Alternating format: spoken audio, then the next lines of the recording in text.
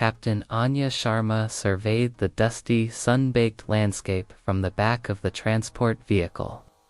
The air conditioner hummed, a stark contrast to the shimmering heat visible through the reinforced glass. For a woman whose career had been forged in the polished, climate-controlled halls of strategic operations, this was a world away. Her mission profile was simple: evaluate the performance of Checkpoint 11A, a remote outpost on the northern border, and report on its readiness for the upcoming Regional Security Summit. The preliminary data was not promising. The outpost's performance metrics were consistently below average, and its officers' reported work ethic was, according to the sterile dashboards, suboptimal. Anya's stomach tightened. She lived and breathed efficiency. A graduate of the academy with top honors, she had climbed the ranks with a relentless focus on protocol and precision. Checkpoint 11A's apparent laxity was a personal affront. She was here to fix it, and she was doing it the only way she knew how to get an unfiltered view: undercover. She had arrived as Sergeant Anna Singh, a new transfer from a generic, high-performing urban unit. She wore a standard-issue uniform, deliberately free of any commendations or insignia. The plan was to observe for 72 hours, then file a report that would likely result in the reassignment of the entire team. A clean sweep, a fresh start. The truck rumbled to a halt. Anya stepped out into a cloud of ochre dust. The checkpoint was a ramshackle collection of prefab buildings and a single, weathered gate. A woman with a mess of dark hair tied back with a worn bandana, her uniform sleeves rolled up to her elbows, was leaning against a concrete barrier, sipping from a dented thermos. She gave Anya a lazy wave. "Morning," the woman said, her voice gravelly but not unfriendly. "You, the new transfer." "Sergeant Anna Singh, reporting for duty," Anya said, her voice crisp and formal. The woman smirked. "Anna, cute. I'm Maria, just." "Maria, you can put your bag over there. Don't worry about it getting dirty. It's a lost cause out here." She gestured with her thumb toward a pile of gear. Anya flinched internally. Maria's name wasn't on any official roster she had seen. This was a violation of protocol. "Shouldn't you be at your post, officer?" Anya asked, unable to stop the words. Maria took another sip from her thermos. "Post is right here, kid. And it's Corporal Maria Rodriguez, for the record. But don't get formal. We're practically family out here." Anya chose her next words carefully. "I'm here to observe and assist. My superiors believe that a change of perspective may improve overall efficiency." Maria's smirk widened. "Oh, the brass sent you to check on us. Good for them. They'll be happy to know we're still alive. Grab a mug and some coffee if you want. It's the one thing we do right." The rest of the team appeared shortly. Sergeant Julian Jules Vance, the designated team leader, was a tall, lanky man with a perpetually tired expression and a hawk-like gaze that missed nothing. He had a way of slouching that made him look completely uninterested. But Anya's training told her he was calculating everything. Corporal Leo Levinson, the team's tech specialist, was a nervous young man with a mop of blonde hair and a habit of fidgeting with a small, worn circuit board. He was the one who was supposed to be running the data feeds and scanner logs, the source of their supposedly suboptimal performance. Anya watched them work, and the more she watched, the more her initial assessments seemed correct. They didn't stand at rigid attention. They chatted with drivers, laughing and telling stories. Jules gave a quick salute to a passing truck driver and received a friendly honk in return. Maria let a local farmer bypass the scanner after exchanging a quick, coded nod.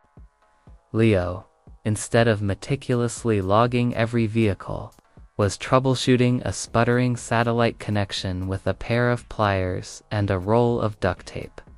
"What are you doing, Corporal?" Anya asked, her voice an icy blade. "That equipment is meant to be handled by a certified technician." Leo jumped, dropping his pliers. "Oh, sorry, Anna. The remote diagnostics said it was a software bug, but I knew it was the old-fashioned power cord. It's always the power cord out here. The remote diagnostics are not wrong," Anya stated. Jules, who had been listening silently, finally spoke. "The remote diagnostics have never been here, Anna. They do note that old Leo's duct tape is worth more than their whole manual." He gave Leo a small, encouraging smile. Anya spent her first 24 hours in a state of growing frustration. She watched them ignore what she saw as critical security procedures. They let vehicles pass based on what seemed to be a series of unspoken gestures and local knowledge. They weren't using the biometric scanners on every driver. They were using them on a select few based on cues that Anya couldn't discern.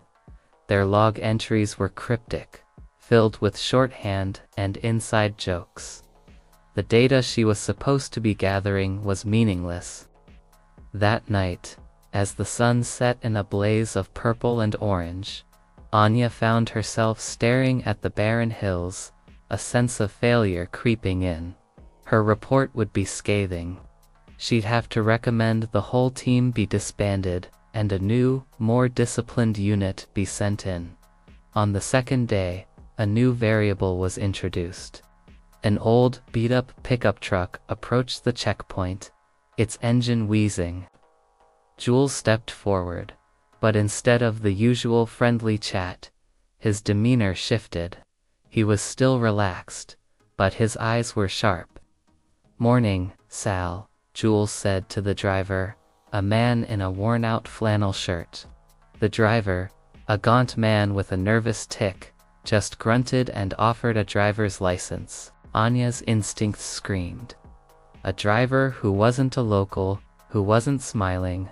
"Sergeant," she said to Jules, a low warning in her voice. "Check his biometrics." Jules looked at her, then back at Sal. "No need, Anna. Sal's just passing through." Anya stepped forward, her hand on her sidearm. "With all due respect, Sergeant, this is a flag. We run the full scan." Jules's eyes narrowed slightly. He didn't argue. He just nodded to Leo. Leo took out the biometric scanner and held it up. Sal's hands trembled as he placed them on the screen. The machine gave an immediate green signal. "All clear," Leo said. Anya felt a cold wave of doubt wash over her. She'd been so sure. The driver pulled away, and Anya turned to Jules. "Why did you ignore my flag, Sergeant?" "Because there was no flag," Jules replied simply. "Sal's a good man. He's been driving this route for 20 years, but he's terrified of authority. He got a ticket once, and now he's scared of everyone in uniform." Anya was stunned. She hadn't seen a man, she had seen a data point, a nervous driver. Jules had seen a scared man. It was the first time she had been forced to consider that their unconventional methods were not a lack of discipline, but a form of advanced, deeply human intelligence. Over the next 24 hours, her perspective began to shift dramatically. She saw Maria, the supposedly jaded veteran, sit and chat with an elderly woman whose car had broken down. Not just to pass the time, but to gather crucial information about who was moving through the remote mountain passes. Anya heard Maria's casual conversational question about a new fellow in the next town, and saw the woman's subtle, knowing look. That look, Anya realized, was a data point 100 times more valuable than any digital log. She watched as Leo, the fidgety tech, didn't just fix a downed satellite. He had built a local mesh network out of repurposed antennas and old radio parts. A backup system that the Central Command had no idea existed. The suboptimal data logs weren't because he was lazy. They were because he was using a self-made, unapproved, and vastly more effective system to share real-time intelligence with the other officers. The climax of her mission came on the third night. The air was thick and still. Leo's custom-built network pinged, a single, urgent signal. A flash of green on a rough-drawn digital map. "The Shepherd's Road," Leo said, his eyes glued to the screen. Jules was already on his feet. "He's coming through the back way." Anya was confused. "Who?" "The daily intelligence report shows no activity. We should contact Central Command and request backup." Maria shook her head. "No time. They'd be here in an hour. By then, he's gone. He's the one we've been waiting for. The ghost." Anya felt a thrill mixed with a cold fear. The ghost was a ghost, an urban legend among smugglers. A tech-savvy individual who could bypass any official checkpoint. He had eluded every sweep by Central Command for years. Anya's official reports dismissed him as a myth. "This is unapproved protocol," Anya said, but her words were weak. She was a woman of protocol, but these people were acting on gut instinct, and her gut was now telling her they were right. Jules grabbed a bag and started filling it with gear. No protocol, just results. "He's smuggling a new generation comms jammer. Our network is the only thing he won't see. We're his blind spot." "What's the plan?" Anya asked, the question coming out before she could stop herself. She was no longer a judge, she was a participant. Jules looked at her, a hint of a challenge in his eyes. "You stick with us, Anna. Do what we tell you. No questions." They moved with a silent, practiced efficiency. Jules and Anya took a position on a rocky outcrop overlooking the narrow, winding dirt road. Maria and Leo set up a simple roadblock further down, a pile of rocks and debris that would look like a natural landslide. Minutes stretched into an hour. The only sound was the wind. Then, the faintest flicker of headlights appeared in the distance, bouncing over the rough terrain. Jules spoke in a low voice. "He's got a drone. Leo's got a jammer ready. He'll take out the drone first. That's our window." Anya watched as the small drone, a speck against the moonlit sky, flew ahead of the vehicle. A flash of light from Leo's position, a barely audible pop. The drone went dark, spiraling into the ravine below. The vehicle stopped dead. The driver, the ghost himself, got out and started to examine the road ahead. Jules gave a silent hand signal. Anya watched as Maria and Leo emerged from the shadows, their movements fluid and practiced. The driver, caught completely off guard, surrendered without a fight. As the team secured the vehicle, Anya felt a wave of relief and admiration. They hadn't used any of the expensive high-tech equipment she was trained to use. They had used human intelligence, community trust, and a few pieces of scrap metal. Their suboptimal performance was a lie. They were just operating on a level of efficiency that her by-the-book metrics couldn't possibly measure. The next morning, the official inspection team arrived.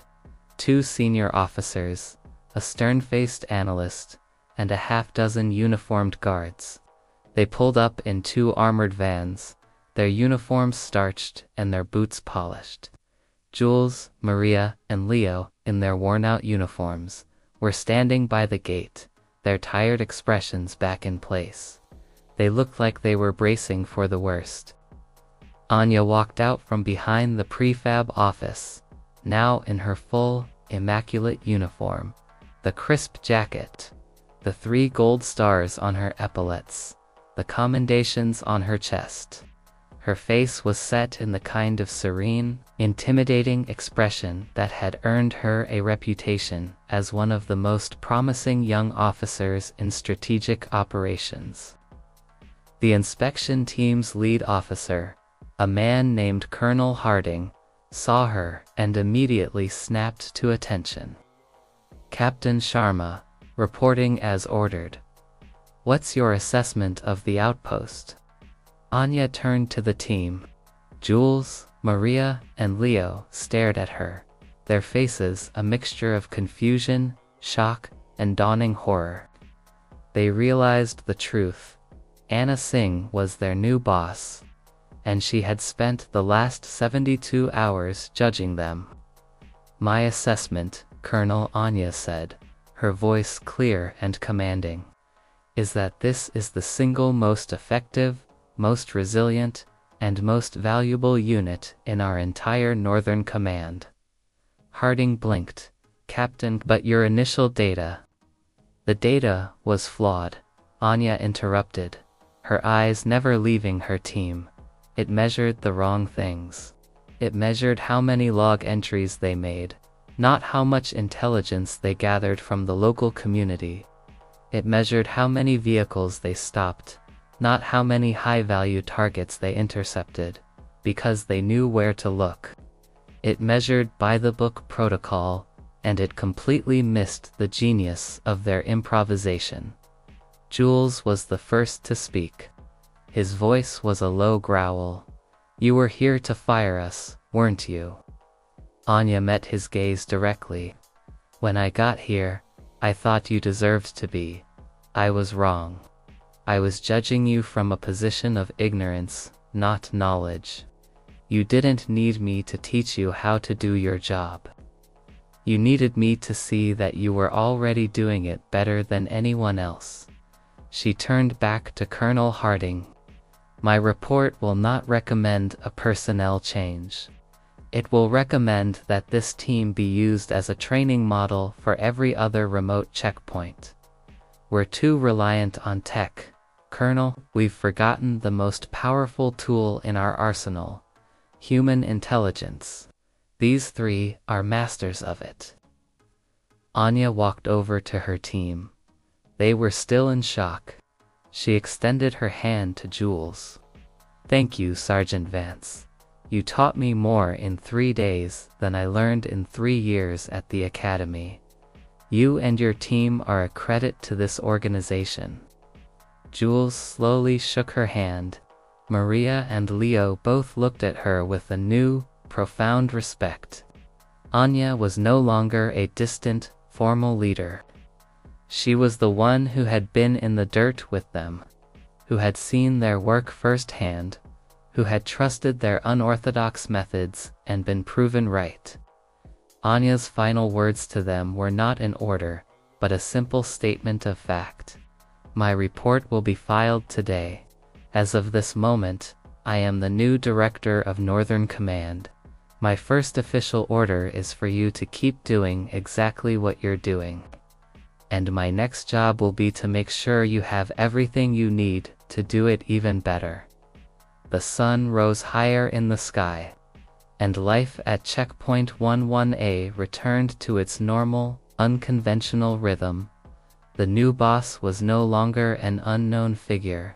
She was one of them, and for the first time in a long time, the outpost didn't just feel like a job, it felt like a family.